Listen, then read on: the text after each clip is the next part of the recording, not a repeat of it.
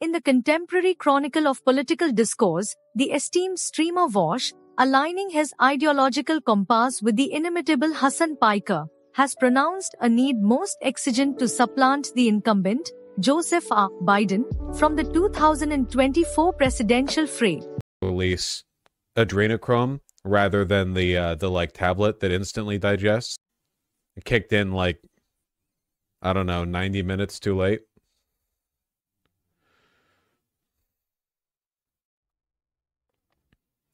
Was he doing a bit?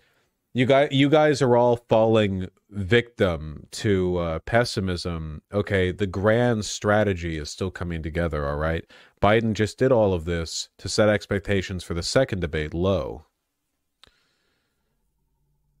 You know? Making himself into the dark horse candidate.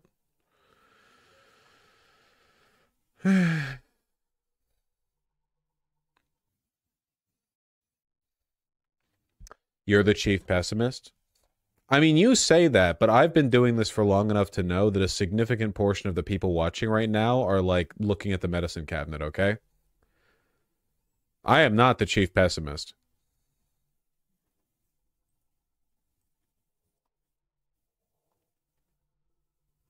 OMG, that's me, yeah.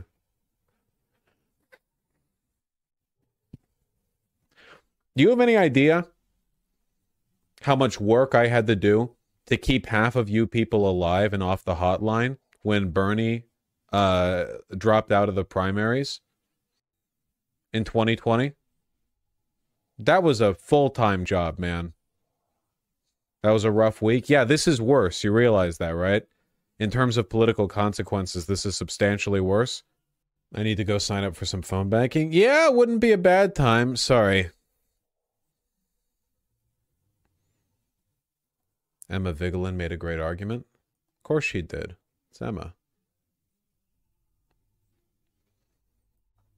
It's all the DNC's fault, man. And I just want to say, by the way, congratulations, neoliberals and Democrats, you have validated the incoherent, politically misinformed whining of every 12-year-old with a hammer and sickle in their bio on Twitter for the past 4 years. Congratulations. Everything they said about malicious incompetence, about, fielding Biden a second time being a disaster. Congratulations. It's not like I like those guys. They hate me too. They're fucking annoying. But on this issue, circumstances have elevated them. The gift of prophecy was given to them. I didn't realize it'd be this bad. Did I suspect it would be bad? Have I been critical along these lines as well? Yes, I have. I have for years now. I've been consistent. But this performance from Biden has been so bad that it has validated even the most hyperbolic and poorly thought out criticisms of the Democrats. This was real bad. I mean, I expected it to be bad. I don't think anyone expected him to come out being that incompetent. Hassan's taken the debate. Oh, well, I assume he liked Biden's performance. Mayor Pete, please save us. True.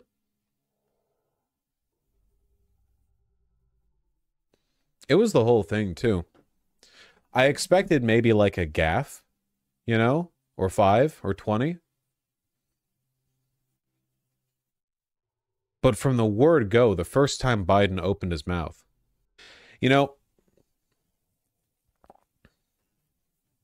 wait, hold on. Are any of my beloved editors here? Ryan and Tempest? Tempest was here earlier. Tempest, the immediate reaction after the debate ended, right after I stopped watching it. You mind putting that out right after I end stream?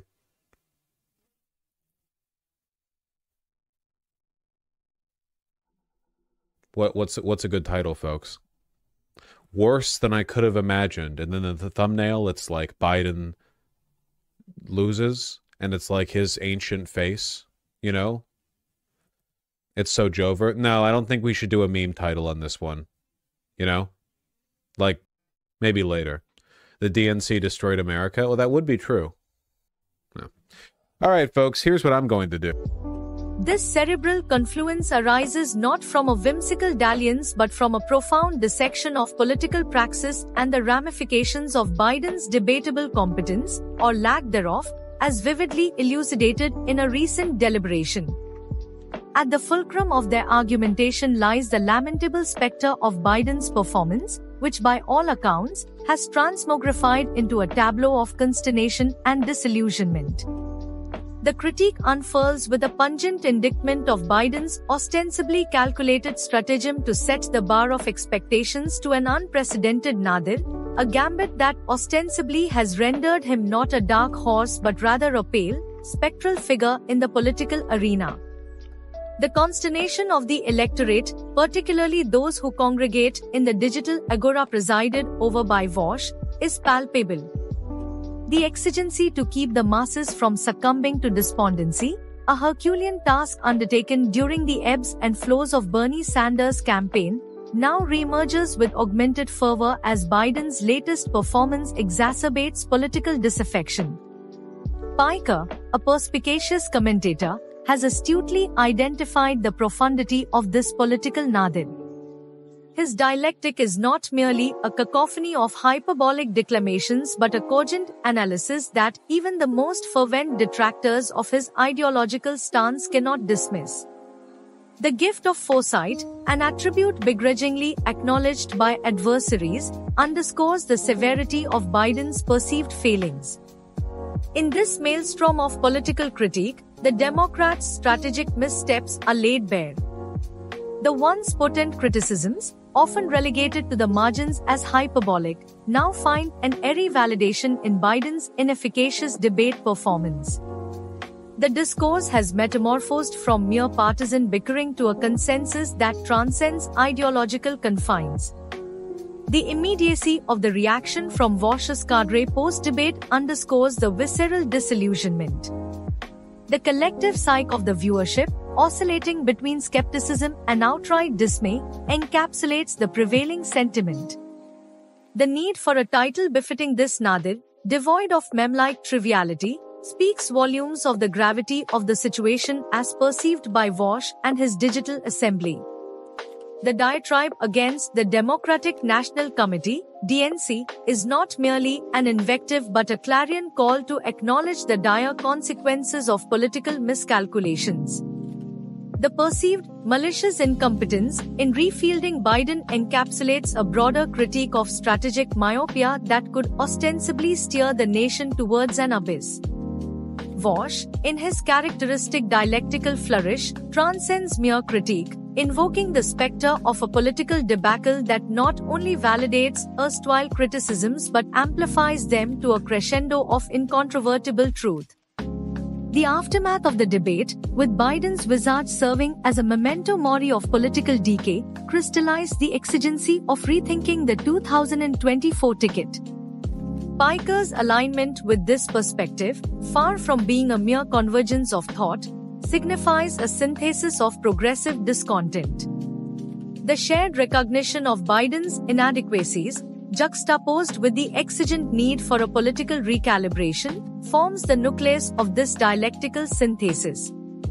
The discourse thus transcends individual critique, evolving into a collective epiphany that demands action.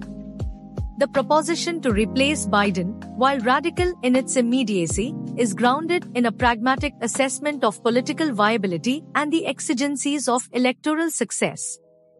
In summation, the symbiotic dialogue between Vaush and Hassan Piker encapsulates a profound political introspection. Their consensus on Biden's replacement for the 2024 presidential race emerges not from a place of partisan animosity but from a deep-seated recognition of the political realities that confront the Democratic Party. The call for change, underscored by the palpable disillusionment of the electorate, heralds a pivotal moment in contemporary political discourse.